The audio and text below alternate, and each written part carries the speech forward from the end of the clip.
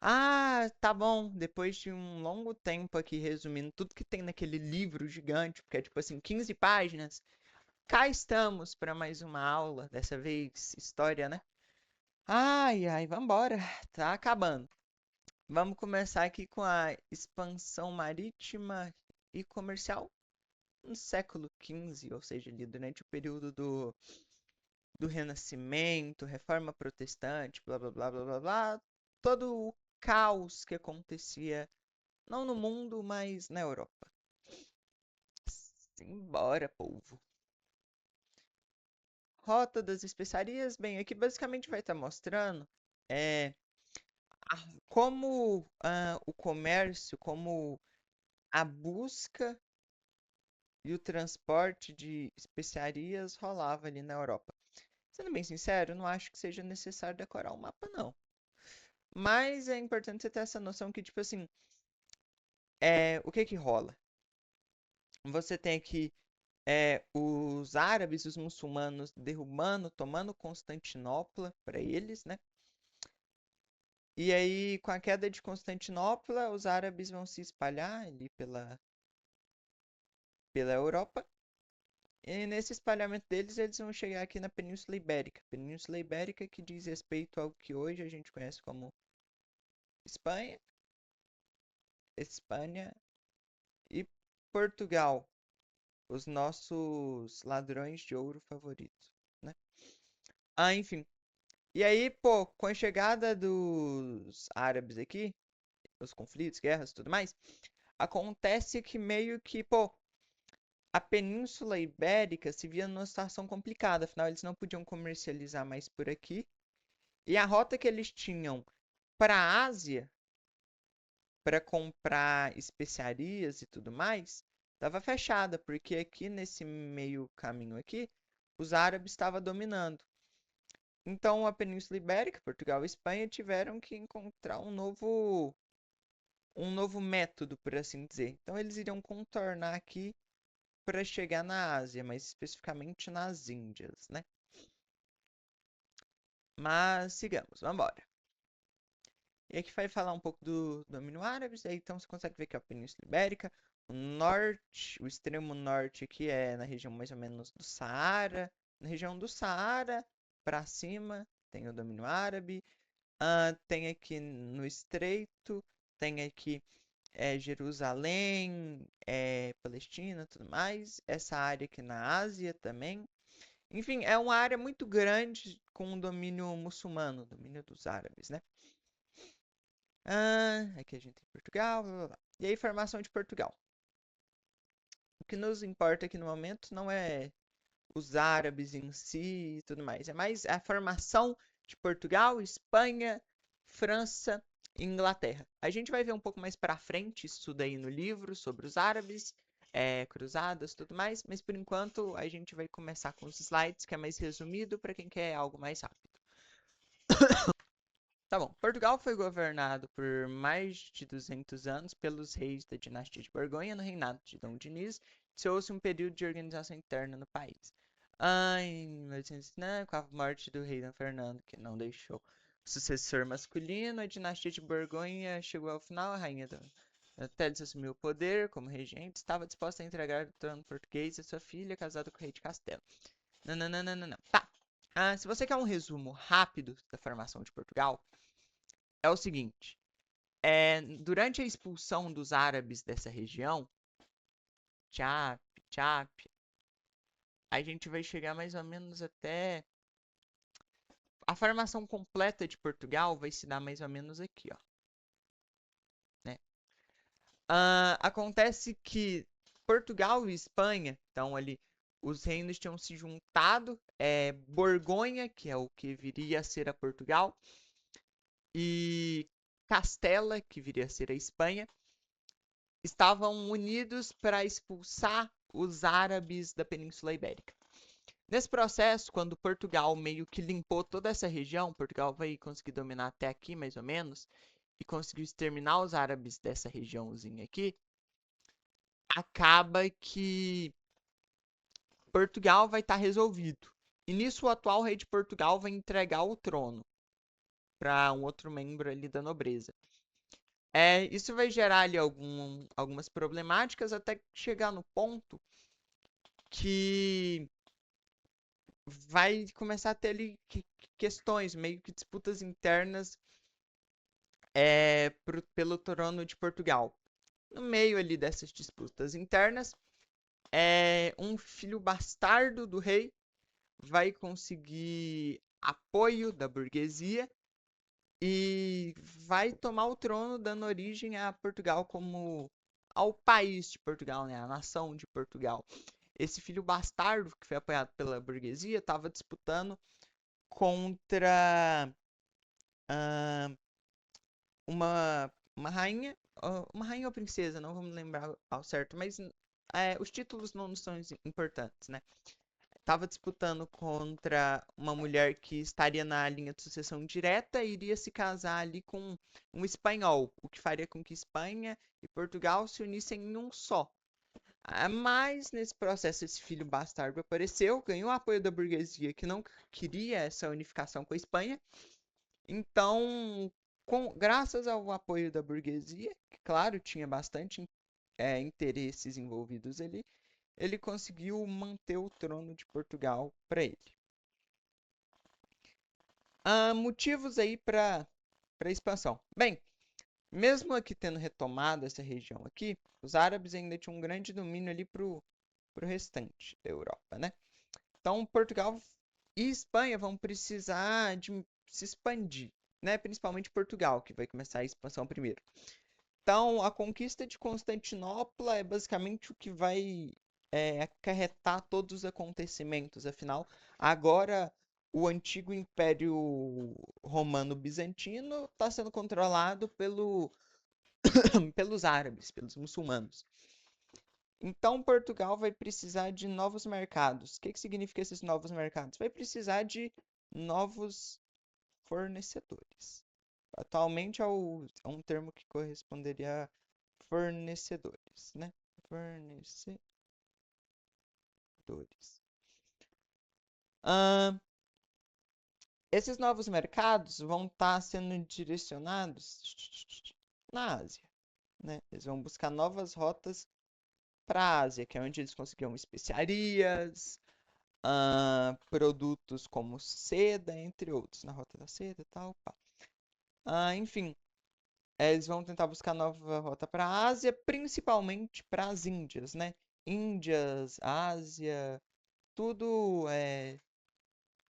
tudo igual, tudo no mesmo na mesma buchada. A falta de metais preciosos, então eles estão precisando de metais, isso vai dar origem ali ao tal metalismo, mais futuramente, né? Metalismo. Esses metais preciosos também ali para cunhar moedas, né? Afinal, eles saíram do feudalismo, não tinham moedas e tudo mais, então precisava criar uma nova medida unificada para trocar os produtos. Interesse dos estados nacionais, eles tinham interesses em geral, né? Seja interesses ali em metais, novos mercados, criação de colônias, por exemplo, encontrar novos lugares para explorar e colonizar, né? Sempre vai ter algum interesse por trás. Propagação da fé cristã. Isso daqui é algo que acontece depois das cruzadas, mas a gente tem que, nesse período, está acontecendo reforma protestante, contra-reforma. Então, eles queriam espalhar a fé deles para mais pessoas. Porque acabaram que, no final das contas, eles meio que forçaram o pessoal a adotar a religião deles. Eles vão estar, tipo, pegando os escravos, como acontece quando chegam trazendo escravos aqui para o Brasil e forçando os escravos, os indígenas e tudo mais a adotar a religião deles, né? Ahn, a ambição material, eles precisavam de matéria-prima, né? Eles precisavam de recursos para não ter que sair por aí comprando de outros países. Eles precisavam ter mais recursos para produção e isso é o que vai levar novamente para as colônias. Continuando. Progresso tecnológico, né? O pessoal conseguiu desenvolver graças ao Renascimento, uma expansão marítima mais facilitada. Foi criado ali, por exemplo, a gente pode dizer a bússola. ah, a gente pode dizer que as embarcações em geral avançaram. Ah, tivemos também o desenvolvimento do astrolábio, que também ajudava ali, graças à observação dos astros, facilitava a navegação, né? Entre outras invenções que facilitou esse processo, né, de saída para o mar e a perda desse medo que eles tinham de criaturas, monstros do mar. Aí novas invenções, a gente tem aqui tipo a bússola, embarcações mais adequadas, o astrolábio, entre outros, né? Bem tranquilo isso daqui. Pioneirismo português. Como eu falei, Portugal é o país que vai ser o pioneiro, vai iniciar essa exploração, essa saída para o mar. Porque quando a gente chegar na Espanha, a Espanha vai estar tendo ali conflitos, problemáticas internas, que vai atrasar um pouco a chegada da Espanha. A português vai centralizar sua administração, ou seja, vai ter um rei que vai estar responsável por governar e resolver tudo.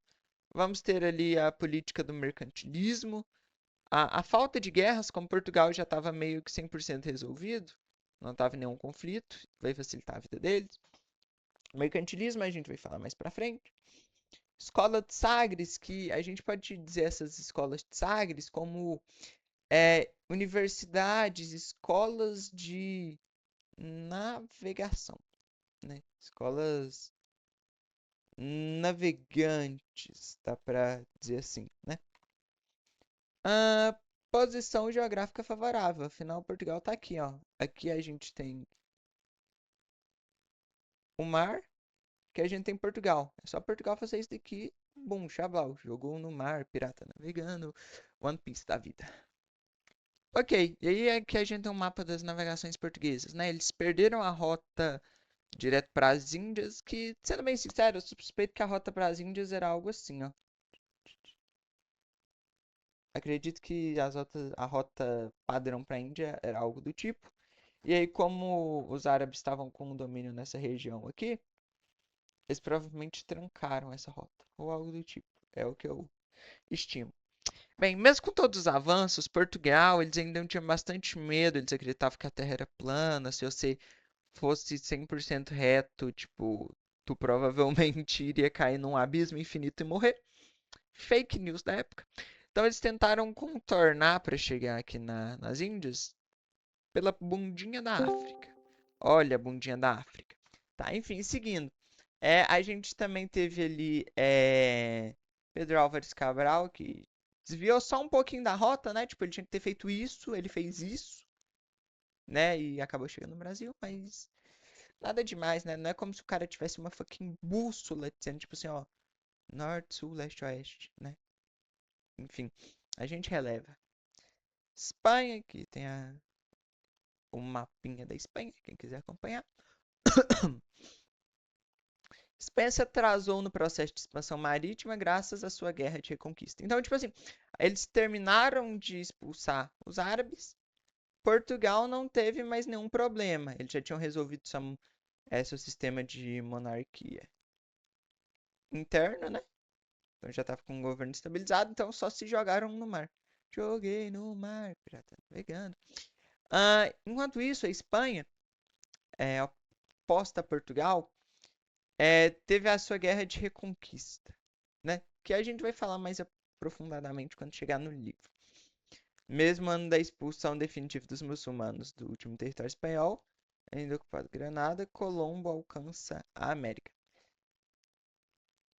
Basicamente um resuminho ali, a Espanha vai ter seus conflitos internos, assim como Portugal, só que vai ter os conflitos internos depois que expulsou os árabes, o que vai atrasar o desenvolvimento deles. Mas ainda assim, eles vão ter uma navegação mais rápida do que os portugueses, o que compensou esse atraso. Que a gente tem um mapa das navegações espanholas, né? Então, a gente tem esse rolê aqui, a gente tem esse rolê aqui. Você percebe que, tipo, eles aqui já tinham uma noção que a Terra já era esférica, né?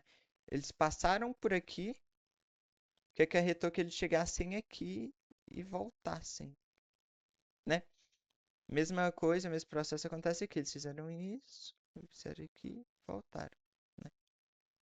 Então já vão ter uma noção melhor do formato da Terra nesse momento. E não vai navegar com tanto medo como Portugal. Tratado de Tordesilhas, foda-se. E aqui nos é relevante, ingleses e espanhóis.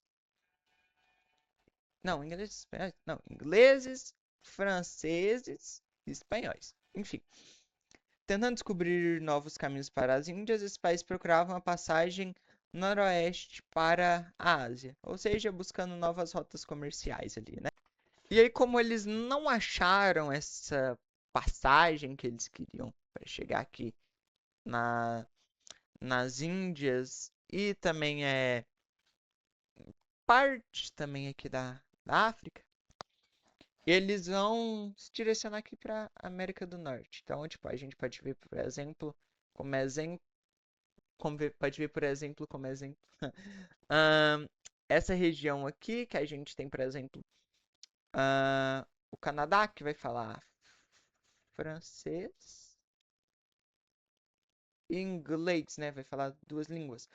Aí aqui a gente chega nos Estados Unidos, os ingleses, depois os franceses vão chegar aqui, vão disputar um pouco o território dos Estados Unidos com os ingleses, vai ter essa disputa entre franceses e ingleses, mas nada demais. E bem aqui vai ter chegando nessa região aqui os espanhóis, né? Essa região toda aqui praticamente, os espanhóis meio que dominaram. Mercantilismo. Ó, finalmente a parte que nos interessa.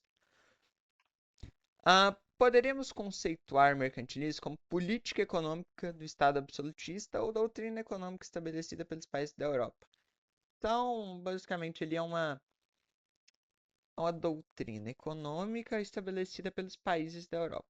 Tudo que a gente vai estar falando aqui está meio que já acontecendo na Europa, né? Então fica meio que subentendido que é na Europa, né? Mas tá aí justificado mais uma vez, para quem tiver dúvidas. Mas, blá blá blá blá blá blá, é o menos importante. Sendo bem sincero, graças a essa observação, eu duvido que ela vá cobrar a definição bruta de mercantilismo. Ela provavelmente vai cobrar mais algo como características, né, do mercantilismo. Eu lembro que na minha. Aqui a gente tem um esquema, basicamente, o Estado absolutista, ele vai apoiar os negócios da burguesia, o Estado vai sustentar os nobres pagando rendas. De onde vem essa renda que vai sustentar os nobres? Do imposto que o cidadão comum brasileiro fudido paga para Alexandre de Moraes. Opa, oi. Enfim, meios ali do mercantilismo. A gente tem como meios para praticar o mercantilismo a criação de barreiras alfandegárias, ou seja, os, os portos, né? Portos, controlar a entrada e saída de navios e cobrar impostos deles. Estímulo à expansão marítima e colonial, então vai estar estimulando os países a procurarem o mar, novas terras e tudo mais, porque se conseguirem novas terras, colônias, eles conseguiriam, consequentemente, recursos, né? Recurso que é o mais importante para um país. Aumento da população, precisava crescer a população, afinal, o pessoal, quanto mais pessoas trabalhando, melhor. Incentiva a manufatura nacionais, dá pra gente dizer que foi as primeiras indústrias. Não indústria tipo automática, 100% automático, mas manufaturas, né? Manufaturas, tipo assim, você vai lá, faz o processo todo na sua mão, só que em grandes quantidades, né? E aí a gente vai chegar nos objetivos. Isso daqui eram os meios pelo quais a gente podia chegar naquilo que visava. Mas agora nós temos os objetivos, que era aquilo que a gente visava. Como objetivo, a gente tem um reforço do poder do Estado Nacional, então reforçar é o domínio do Estado. Metalismo, que é o acúmulo de metais preciosos. Esse entesouramento quer dizer, tipo assim, você vai guardar esses metais preciosos, juntar eles como se fossem tesouros, né? Entre aspas, ele cofre real. Busca de uma balança comercial favorável, então, um conceito ele mais geográfico falando, mais para geopolítica, é obter um superávit, né, ao final do ano, e não um déficit. É você vender mais do que você compra. Ah, na Espanha, o mercantilismo foi mais metalístico ou bulionista, que a Sheila disse, provavelmente se aparecer na prova vai aparecer como bulionista, né? Ah, para ser algo mais complexo, menos entre aspas de graça. Mas são a mesma coisa, né? É o acúmulo ali de metais preciosos e tudo mais. Na França, a gente vai ter o chamado mercantilismo industrial, né? Que vai ser ali as manufaturas nacionais e tudo mais. Calma aí, rapidão. Tá, voltamos do corte seco, né? A França, o mercantilismo industrial, que foi basicamente ali as manufaturas, blá blá blá. Chamado também, importante saber isso aqui, de Goubertismo, que foi o mercantilismo industrial na França. Bulionista foi o metalismo mercantilista. Goubertismo, o mercantilismo industrial, né? Na Inglaterra, a gente tem o mercantilismo comercial. Holanda não nos é relevante até o momento. Em Portugal, a gente tem o mercantilismo de plantagem. Basicamente, o pessoal vai produzir, vai ter uma agricultura, vai ter plantações tropicais aqui nas colônias, né? O que que eles vão produzir? Cana. O que que você está produzindo? Cana de açúcar, sugar cane. Características do mercantilismo. Oh my God. É a sua engrenagem, seu funcionamento, que você não deve esquecer. É assim que você. Basicamente, as características do mercantilismo são uma balança comercial favorável, né? Então você vender mais do que compra. Protecionismo é basicamente a criação ali de barreiras alfandegárias, né? A criação de portos. Monopólio e o intervencionismo estatal.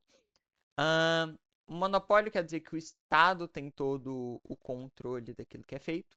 Então é tipo assim, quando Portugal criou uma lei dizendo, tipo assim, tudo aquilo que é produzido dentro da colônia só pode ser enviado para a metrópole portuguesa, isso eles estão utilizando do monopólio.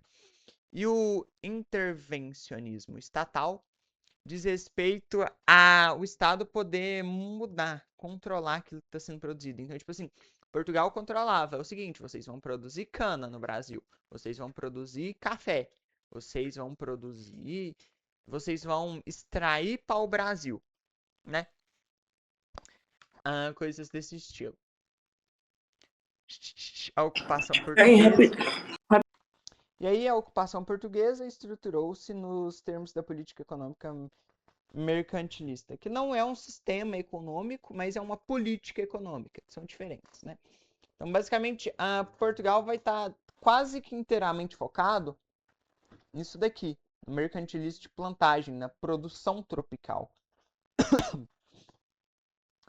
Mercantilismo não foi um sistema econômico, viu? Portanto, não pode ser considerado um modo de produção. Terminologia que se aplica ao feudalismo. Então, feudalismo, sim, é um sistema econômico, ele tem um modo de produção. O mercantilismo, não.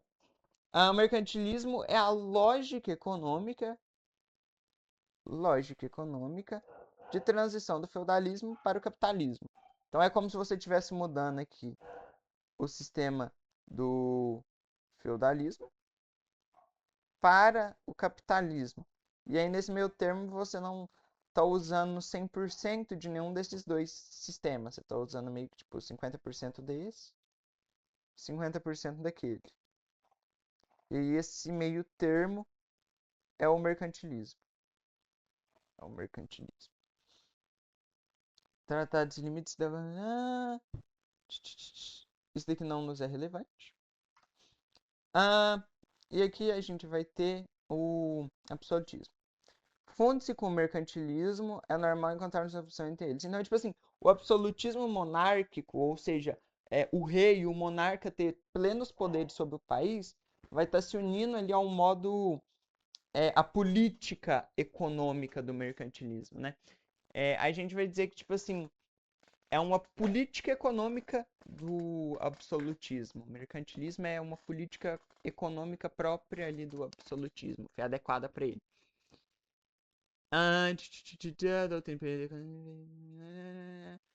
Intervencionismo estatal, Estado e o rei são praticamente as mesmas coisas. Então, num absolutismo monárquico, no absolutismo, o rei, ele tem basicamente o Estado é o rei. O rei pode tudo. Ele faz o papel de legislativo, judiciário e executivo. O rei e o Estado é a mesma bosta. O monopólio que é concedido pelo rei. O rei tem um monopólio e o rei pode dizer quem vai deter o monopólio. Basicamente é isso que quer dizer aqui. Aqui tem um esqueminha para você ver. Sinceramente está meio confuso, mas é tipo assim, os plebeus, os camponeses pagam impostos e se submetem ao rei. O rei paga certos valores para a igreja e para a nobreza, que vai dar apoio para o rei, graças a esse valor pago. A burguesia vai pagar impostos e ali por certos benefícios concedidos pelo rei, a burguesia vai apoiar o rei também. A burguesia vai explorar os artesãos, o que o rei vai meio que fazer vista grossa para isso, e os artesãos vão continuar pagando imposto para o rei. Basicamente é mais ou menos essa a lógica de um Estado absolutista. Ok, e aqui a gente vai ver etapas de formação do absolutismo. A gente vai ter insurreições camponesas, enfraquece a nobreza. Então, os camponeses vão meio que se revoltar com um feudalismo ali com os nobres e vai enfraquecer a nobreza, consequentemente. Insurreições urbanas reduz o poder da nobreza e corrompe a burguesia. Então, a burguesia que já era corrupta vai ficar ainda mais corrupta, uma vez que os nobres estão decaindo. Desenvolvimento do comércio gera a centralização do poder nas mãos do rei. Pensa comigo, a gente tem ali 20 locais diferentes. Cada um tem uma moeda diferente, tem uma unidade de medida de peso diferente, cada um é completamente diferente do outro. O modo como vai ser pago as coisas, o modo como é cobrado. O rei vai ser uma necessidade que vai surgir para unificar tudo isso, unificar os terrenos e, consequentemente, a moeda, as unidades de medida, impostos e tudo mais. E as guerras? As guerras vão exigir um comando meio que centralizado para facilitar o combate e não ter tantos problemas. Então, com as guerras, a gente vai ter ali mais uma desculpa meio que para surgir o absolutismo monárquico. Evolução do absolutismo, expansão marítima e desenvolvimento do comércio internacional. Os países vão começar a se relacionar mais e fazer comércio entre si. Reforma protestante. Exploração das colônias. Basicamente é isso. Teorias absolutistas. A gente tem aqui a de Maquiavel, que é a única que nos é relevante. Ele escreveu a obra O Príncipe. O autor reconhece que o chefe de Estado pode tudo para se manter no poder. Os fins justificam o meio. Então, tipo assim, o que eu tô fazendo agora, o objetivo que eu quero alcançar justifica o que eu faço agora. Basicamente, algo nesse tipo. O único, sinceramente, é o único relevante. Ela falou na sala de vocês aí alguma coisa sobre os outros ou não? Bem, então, se é isso, nada relevante sobre os outros, vamos agora para reforma e contra-reforma. Lembrando que já já a gente tem um livro que tudo aqui, ó, vai ser tratado de modo mais amplo e, claro, mais resumido, mais sintetizado, mesmo que nem tanto, né? Reforma e contra-reforma. Meu Deus, não acaba, a história é muito grande. Let's go. Basicamente, transformações religiosas, sociais, políticas e culturais que vão estar acontecendo na Europa. Principalmente religiosas, né? Blá, blá, blá, blá, blá, blá. Início de uma nova era. Rapaz, é até bom mudar aqui um pouco o tamanho do marca-texto, porque você é louco, as letras aqui é gigante. Vamos ver se melhorou um pouco minha situação. Tá, deu uma melhoradinha. Vambora! As reformas religiosas representaram um divisor de águas na Europa, catalisando transformações profundas que transcenderam a esfera religiosa, impactando as estruturas sociais, políticas e culturais e marcando a transição para a Idade Moderna.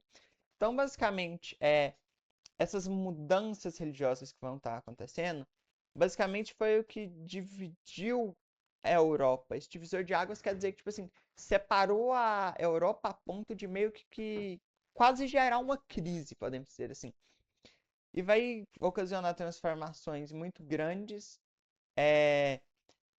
que vão, de certo modo, mesmo que sejam transformações que aconteceram na esfera religiosa, ou seja, dentro das igrejas, vai impactar o modo de viver daquela sociedade, a forma como as pessoas levavam a vida, a forma de governo, tudo mais. Você vai ver, tipo, inclusive mais pra frente, que vai ter governos ali que eles vão mudar a religião não por causa de incoerências ou discordâncias, mas pelo simples fato de que, eu quero ter um filho homem, você não vai me dar um filho homem? Então, porra, tchau, sai da minha frente, eu quero. é, é, eu quero Snoop com alguém que me dê um filho homem. Tipo isso. Ahn, Crise da Igreja Católica. Então, basicamente, a gente vai ter ali pessoas, membros do clero, você vai ter ali alguns padres, até alguns papas, que vão estar cometendo algumas coisas que vão ser mal vistas e vai gerar mais para frente a reforma.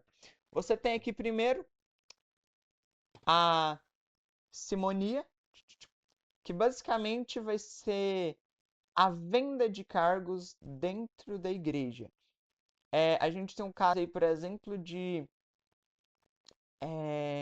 um padre que vendeu um padre não, um cardeal, na verdade, né? Que vendeu um cargo de padre para um moleque, para o irmão desse moleque casar com a filha desse padre. E aí a gente vai entrar ali nesse fato do padre ele ter filho no nicolaísmo.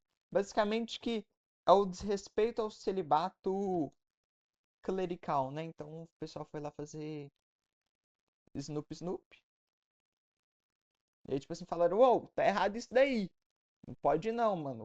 Olha teu cargo, tu é mesmo do clero. E aí vai gerar insatisfação no pessoal.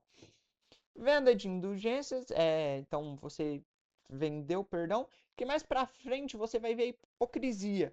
Porque o pessoal vai criar, tipo assim, as reformas protestantes, as outras religiões, porque, tipo assim, pô, discordava com coisas como essas daí. Então, tipo assim, pô, eu não concordo com você vender o perdão. Mas aí o cara vai lá e, tipo, pô, é o seguinte, eu tô vendendo sua salvação. Ah, tá me tirando, pô. O pessoal é muito hipócrita nessa época.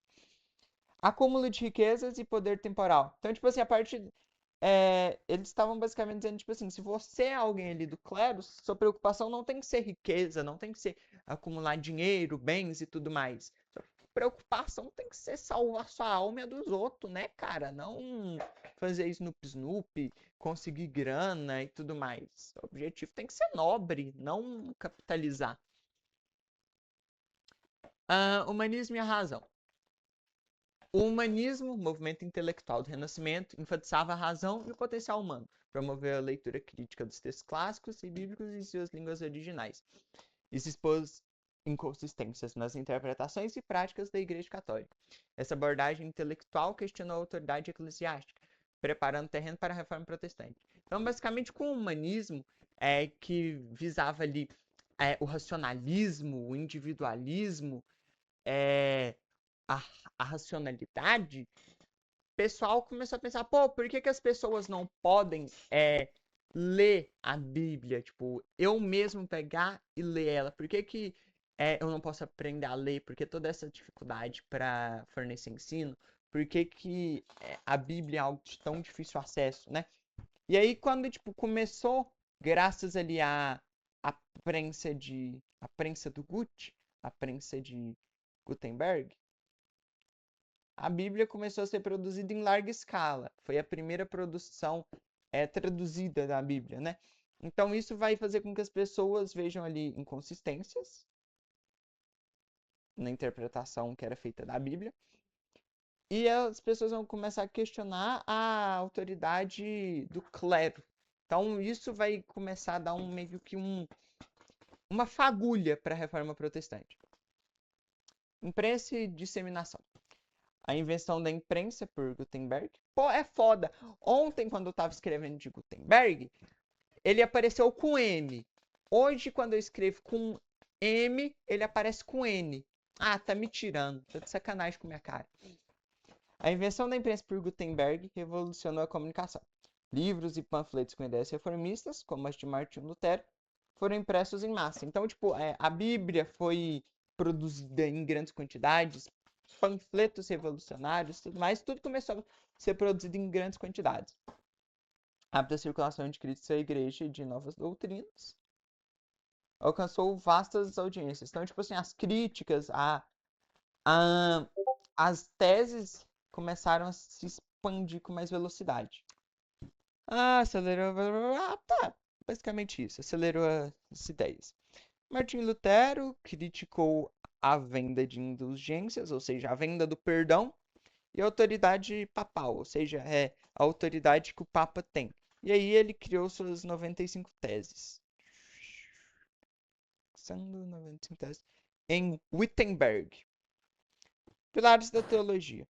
Lutero defendeu sola escritura, Bíblia como única autoridade. Então, tipo assim, a única não dá pra dizer pessoa, né? Mas a única coisa que pode ter autoridade sagrada seria a Bíblia. Então, isso é o que vai, tipo, é, relacionar a crítica dele à autoridade do Papa. A salvação pela fé, que criticava ali a venda de indulgências, que, tipo assim, pô, você tá utilizando meios materiais para comprar o seu perdão e, por esse modo, meio que tentar garantir sua salvação? Não, tá errado. Sola gratia, salvação pela graça. Que aqui mais pra frente a gente vai entrar, tipo assim, no calvinismo, que vai tentar usar isso daqui, dizendo que você nasceu predestinado e vai capitalizar, enfim. Dieta de worms. Dieta de minhocas. Lutero recusou-se a retratar suas ideias. Foi excomungado e suas ações desencadearam a reforma protestante. Então, basicamente, depois que ele foi excomungado, é, a reforma protestante realmente começou, né? Não só por ele, mas pelos outros, né? Pelas outras pessoas também. Uh! Expansão luterana e reações. Adesão dos príncipes. Então, príncipes alemães aderem ao luteranismo por fé e por poder, visando bens da igreja e autonomia. Então, na Alemanha, alguns príncipes e burgueses vão interessar porque, por motivos de fé, por discordâncias com escolhas da igreja, mas também por questões financeiras, né? Obviamente. Afinal, a igreja tinha muitas posses, tinha muitos bens materiais, terrenos, joias, tudo mais. Então, esses príncipes e pessoal do governo queria pegar um pouco disso. Conflitos e tensões. A Guerra dos Camponeses por reformas sociais e religiosas reprimida violentamente. Então, camponeses vão começar a brigar buscando mudanças sociais e religiosas. Por exemplo, querendo que a Bíblia pudesse ser acessada por todos para eles buscarem o conhecimento, né? E foi reprimido violentamente. Paz de Augsburg. Estabeleceu o princípio cuius regio, eius religio, de quem é a região, dele a religião. Então, basicamente, tipo assim, se você tem o domínio desse território, então você controla a religião nesse território. João Calvino e a predestinação. Aqui a gente encontra o cara mais maldito de todos. O cara teve a capacidade. A gente vai ver, né? Mas, oh, que hipocrisia, né? João Calvino, em Genebra, na Suíça, difundiu a predestinação absoluta. Então, basicamente, sua. Vou destacar essa bosta aqui. Sua salvação. Sua salvação é predeterminada. Então, tipo assim, você nasceu.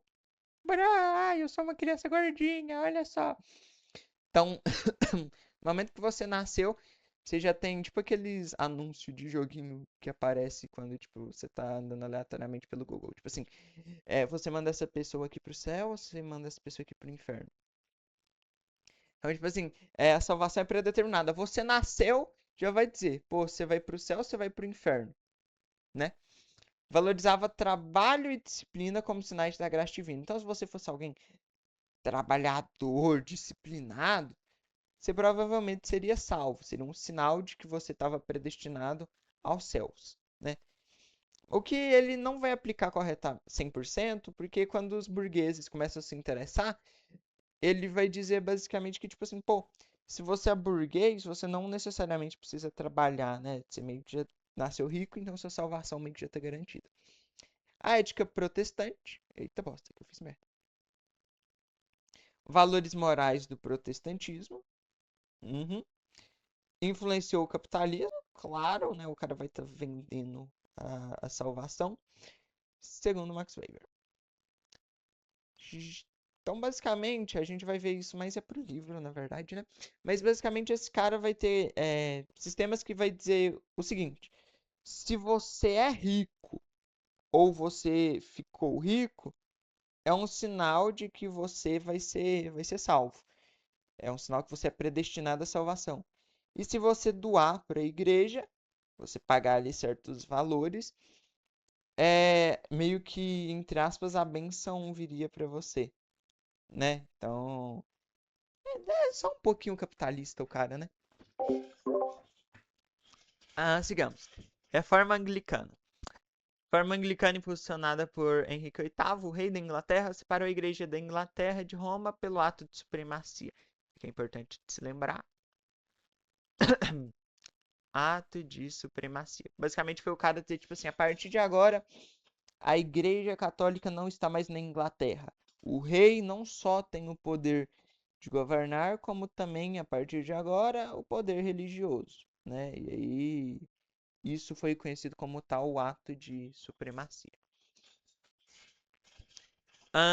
Para anular seu casamento e assegurar um herdeiro. Basicamente, ele era casado, a esposa dele já estava ficando velha, acabada, e não tinha um filho homem, então ele tinha que ter um filho homem, né, para não perder a regência ali da Inglaterra, para descendência dele continuar o governo. E aí ele queria divorciar para casar com outra mulher para fazer Snoop Snoop e ver se podia ter, se conseguia, né, ter um filho homem. O padre negou, logicamente, uma decisão sábia. Mas o cara foi lá e falou: caguei pra você. E foi lá, criou a própria religião dele, cagando pra tudo, todos. E foi lá e casou 6 vezes mais, né? É complicado. Esses cabos é foda, né? Olha a Gaia. Enfim. Motivada não por questões teológicas, mas por questões políticas. Doutrina anglicana resultante mesclando elementos católicos e protestantes. Inicialmente, esse cara nem mexeu muito na religião, mas os herdeiros dele, quem veio depois, foi lá e acabou fazendo modificações até destoar completamente do padrão. Outras vertentes da reforma, a gente tem os anabatistas, basicamente defendiam o batismo de adultos, credo batismo, a separação radical entre igreja e Estado e o pacifismo. Então, igreja e Estado, zero relação. Um Estado laico. Formavam comunidades autônomas. Blá, blá, blá, blá, blá, blá. Basicamente, eles não só queriam tipo, um Estado laico, como eles queriam a extinção ali do Estado, tanto que eles se reuniam em aldeias, comunidades deles mesmos para se separar dessa padronização. Puritanos, que acabou chegando em um futuro, se manteve e chegou até os Estados Unidos. Claro que tiveram modificações e tudo mais, mas no final a essência seria a mesma, podemos assim dizer, né? Na Inglaterra buscavam purificar a igreja anglicana de resquícios católicos. Então queriam mudar completamente aquilo que o rei ainda tinha mantido de quesitos católicos.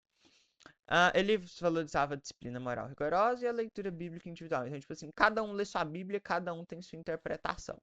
Né? Se você achar que é para você matar o próximo, vai lá, meu chapa, a interpretação é sua. Muitos migram para a América do Norte, fundando colônias com base em seus princípios religiosos. Então, como eu falei, eles vão acabar se direcionando ali para os Estados Unidos. E ainda estão presentes até hoje. Contra-reforma. Diante do avanço protestante, a Igreja Católica implementou a Contra-reforma, um movimento de renovação interna e reação. Basicamente, modificações internas. A grande parte do que foi modificado foram coisas que estavam nas teses de Lutero, né? Então, se eles tivessem tipo, escutado o cara e mudado ali algumas coisas que realmente estavam erradas, não tinha acontecido toda essa problemática, né? Interessante que agora que eu tô percebendo, porque todo slide do colégio tem essa bosta desse papagaio, né? Desse bichinho aqui. Okay. Visava reafirmar dogmas. Dogmas a gente pode tratar como sendo ali as leis, os princípios, né, da igreja.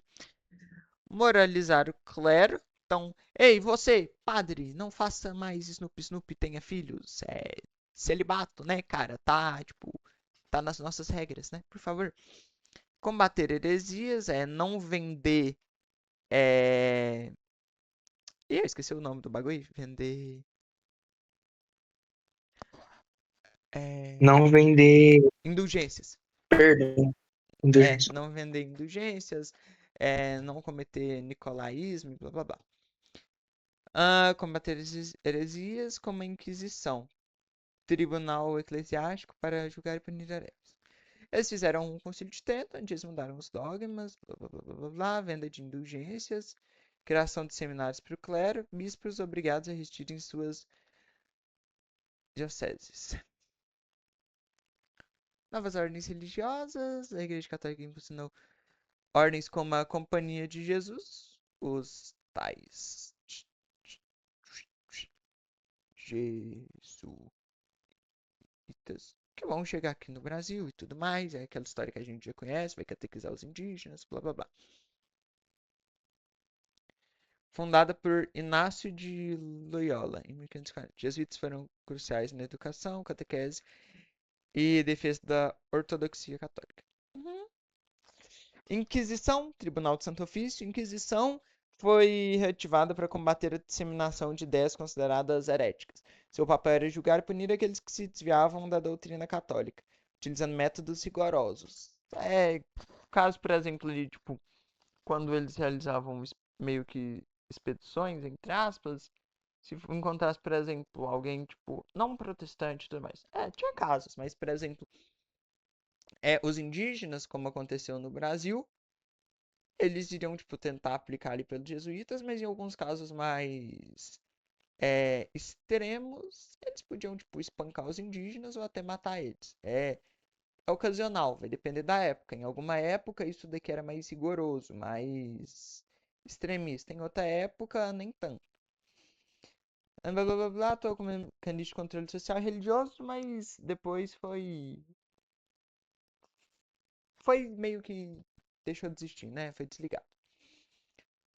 O Index Liberum Prohibitorum, basicamente lista de obras cuja leitura era proibida aos católicos, porque iria meio que corromper, controlar o pensamento das pessoas.